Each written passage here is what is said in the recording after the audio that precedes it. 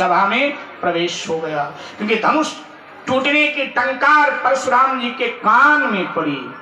ओह, ये तो मेरे गुरुदेव के धनुष के टूटने की टंकार, किसने तोड़ा? इधर से ध्वनि आ रही थी, विश्व प्रसिद्ध चमचमाता फरसा लिए हुए परशुराम जी आ रहे। कैसे लग रहे हैं? तुलसीदास जी ने कहा सूर्य जैसे चला आ रहा, जैसे सूर्य चला आ रहा हो।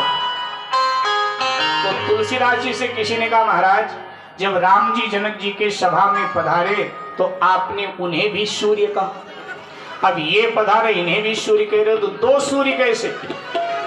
तो कहा दोनों सूर्य में अंतर है। ध्यान से सुनिएगा मेरे भाई बहन, क्या अंतर है?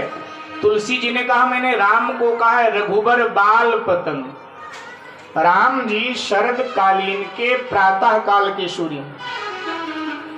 सर्दी का जो प्रातः काल का सूर्य होता है वो दर्शनीय होता है, सेवनीय होता है। सूर्य निकलते हम लोग आजकल खड़े हो जाते हैं ना, कि भाई धूप लग जाए, सूर्य के आगे खड़े होते हैं, तो दर्शनीय भी होता है, सेवनीय भी होता है शरदकालीन प्रातः काल का सूर्य। तो राम जी शरद काल के प्रातः काल के सूर्य हैं। बोले परशुराम जी बोले वो जेठ के दोपहरी के सूर्य हैं। और जेठ के दोपहरी के सूर्य को कोई देखना चाहता है क्या? जैसे मध्याह्न में सूर्य आता है, जेठ के महीने में लोग भाग भाग करके एसी के आगे खड़े होते हैं, एसी के आगे बैठते कि भैया बहुत बहुत तप रहा है सूर्य। तो कहा कि वो परशुराम जी तो जेठ के दोपहरी की सूर्य हैं। अभी आप देखिएगा दशा क्या हुई, बाबा जी लिख देते हैं कि त्यही अवसर सुनी शिर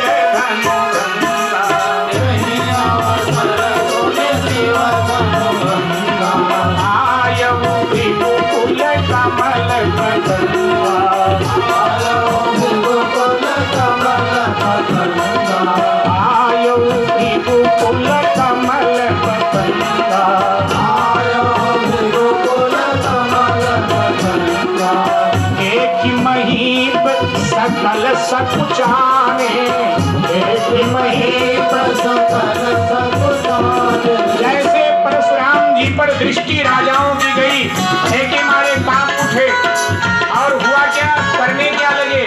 बोले जैसे बाज को देख करके छोटे छोटे पक्षी भाग भाग कर आशियाने में छुपने लगते हैं, वही दशा राजाओं की हुई। कोई भागकर मंच के नीचे घुसा, कोई पंडाल के पीछे छुपा, कोई कुर्सी के पीछे छुपा, भगदड़ मच गई। और जो राजा सामने पड़ गए एकदम परशुराम जी के चरणों में लेट जाते हैं, अपना नाम बताते हैं, बाप दादाओं का नाम बताते हैं, साथ में जरूरी बात बोलते हैं, महाराज हम लोग ब्राह्मणों के भक्त हैं, हम ब्राह्मणों की बड़ी सेवा करते हैं, कि अगर ऐसा बोलेंगे तो परशुराम की मार से बच जाएंगे। बाबा जी के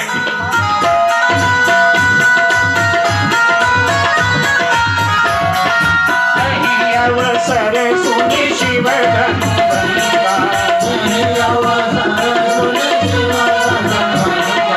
आयो कुल कमल पतंगा,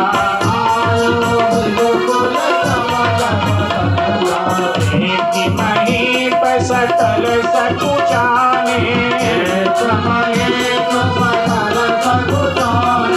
आज झपट जनु लवा लुकाने, आज झपट जन लवा लुकाने।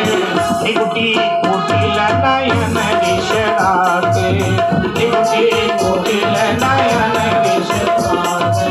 सहज उचितवत मन उरिसाते, सहज उचितवत,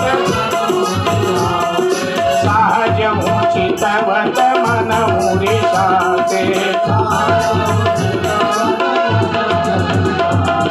देखत भृगुपति वेश कराला, देखत भृगुपति वेश कराला, हे सकल भय विकल भुआला, हे सकल भय विकल भुआला।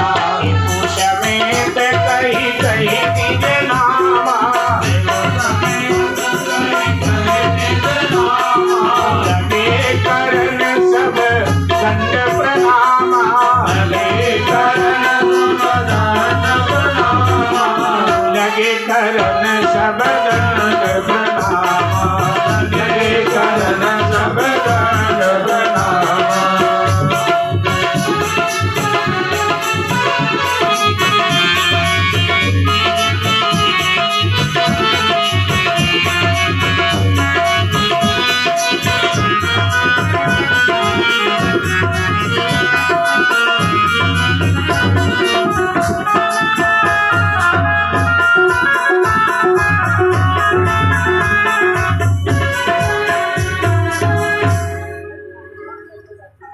परशुराम जी के चरणों में गिरने लगे, जो सामने आ गए।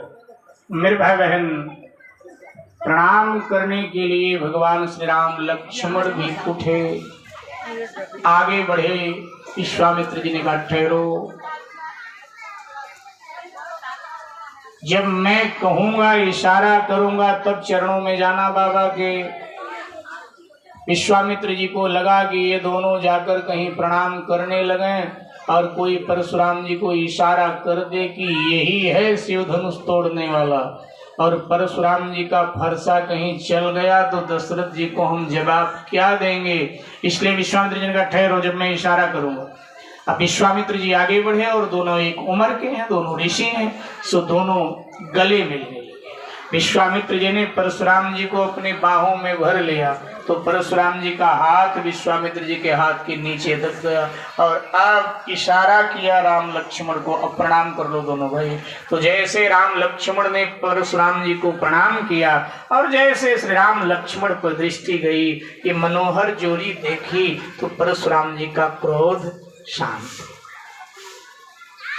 ईश्वर पर जब दृष्टि जाती है तो जीवन के दुर्गुण समाप्त हो जाते हैं, और जब जगत पर दृष्टि जाती है तो जीवन में दुर्गुण प्रवेश कर जाते हैं। सुक्रोध शांत हुआ परशुराम जी, आशीर्वाद दिया। श्री राम लक्ष्मण वहां से हट गए और अब फिर धनुष पर दृष्टि गई, अखंड पर दृष्टि गई थी तो क्रोध शांत हुआ था, लेकिन जैसे खंड पर दृष्टि गई फिर उबलने लगे परशुराम जी। जनक जी ने आकर प्रणाम किया। अब देखो, क्रोधी व्यक्ति ऐसे ही बातें करता है। जनक जी ब्रह्मज्ञानी हैं, लेकिन ब्रह्मज्ञानी ने आके प्रणाम किया तो परशुराम जी क्या कहते हैं, ऐ मूर्ख जनक, बता शिव धनुष किसने तोड़ा है। ब्रह्मज्ञानी को मूर्ख कह रहे क्योंकि क्रोध है। जनक जी कांप रहे हैं कि मैं कैसे कहूं। विधाता से प्रार्थना करते हैं कि हे विधाता, मेरी बेटी अभी सुहागवती नहीं हुई, उसे मांगने उसके सिंदूर नहीं गया, क्या उसके पहले विधवा हो जाएगी। डर के मारे उत्तर नहीं दे पा रहे हैं। इधर सुनैना जी ने लाकर सीता जी को भी प्रणाम करा, बेटिया बाबा को प्रणाम करो। अब सीता जी ने जैसे परशुराम जी को प्रणाम किया, क्रोध में भरे थे, सो निर्णय नहीं कर पाए कि कुंवारी है कि विवाहिता। तो जैसे सीता जी ने प्रणाम किया तो परशुराम जी ने आशीर्वाद दे दिया, अखंड सौभाग्यवती हो। तो सीता जी में जो डर था निकल गया कि बाबा ने तो अब मुझे सुहागवती होने का आशीर्वाद दे ही दिया, इसलिए अब कोई दिक्कत वाली बात नहीं, भी बोल करके बाबा चले जाएंगे। और किशोरी जी प्रणाम करके चली, साथ भय के मारे कांप रहे हैं, कोई उत्तर नहीं दे रहा है। और तब प्रभु श्री राम आगे बढ़े, प्रणाम किया दोबारा परशुराम जी को और कहा कि ब्राह्मण देवता, शिव धनुष तोड़ने वाला कोई आपका ही सेवक होगा, कोई आपका ही भक्त होगा। आप जैसे ब्राह्मणों का जिन पर आशीर्वाद होगा वही तो ये कार्य कर सकता है।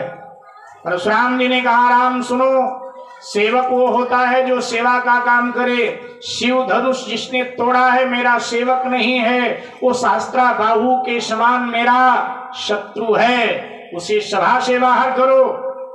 और मुझे तो तुम पर ही संदेह हो रहा है, क्योंकि हे राम बना है अगुआ तू इस क्षत्रिय दल की गाड़ी में, इसलिए मसल वो याद आई, तिनका है चोर की दाढ़ी में, तिनका है चोर की दाढ़ी,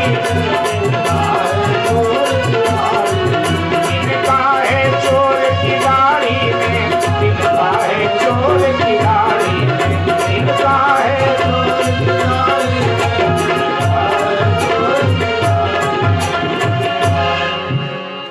इस तरह जब परशुराम जी ने कहा तो लक्ष्मण जी को क्रोध आ गया। लक्ष्मण जी ने सोचा कि भगवान ने तो कोई बुरी बात नहीं कही और ऐसा बोल रहे। सो लक्ष्मण जी ने कह दिया, बोले सुख का संवाद कभी दुख का कारण बन जाता है, और मीठी बोली के कारण ही तोता पिंजरे में आता है, तोता पिंजरे में आता है, तोता पिंजरे में आता है। जो ज्यादा मीठा होता है वो अपना नाश कराता है, वो अपना नाश कराता है, वो अपना नाश कराता है। मीठे गन्ने को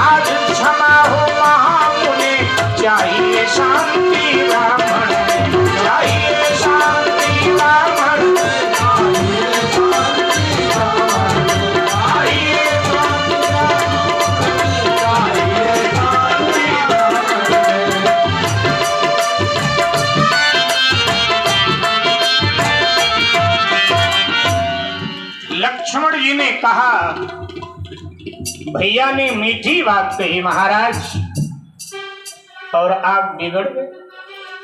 सच कहा गया है,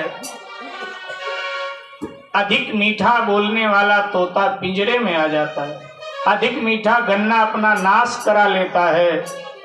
आप ब्राह्मण हैं महाराज, और ब्राह्मण के साथ साथ तपस्वी संत हैं। ब्राह्मण होना ही अपने आप में एक पूर्णता की बात है, लेकिन साथ में आप तपस्वी भी हैं और संत भी हैं। महाराज, ये जो क्रोध का आभूषण आपने पहना है ये आपको शोभा नहीं देता, क्योंकि आप ब्राह्मण हैं महाराज। ये आभूषण तो हम क्षत्रियों का है। हम क्षत्रिय जब शत्रु के सामने रणांगण में उतरते हैं तब ये आभूषण पहनते हैं। महाराज क्षमा करें, ब्राह्मण का आभूषण शांति है, इसलिए चाहिए शांति। ब्राह्मण, आप ब्राह्मण हैं, शांति चाहिए आप में। जैसे इतना कहा, परशुराम जी ने फरसा उठाया, क्यों रे राजा के लड़के, लगता है तू मेरे कीर्ति से अनभिज्ञ है। मैं बाल ब्रह्मचारी हूँ, अति क्रोधी हूँ। 21 बार इस धरती को है वंशी दुराचारी क्षत्रियों से मैंने विहीन किया है। मेरे इस लोह कुल्हाड़े में, मेरे इस लोह कुल्हाड़े में लोहू की नदी बहा दी है। इस आर्य भूमि में बहुत बार छत्राणी राण बना दी है।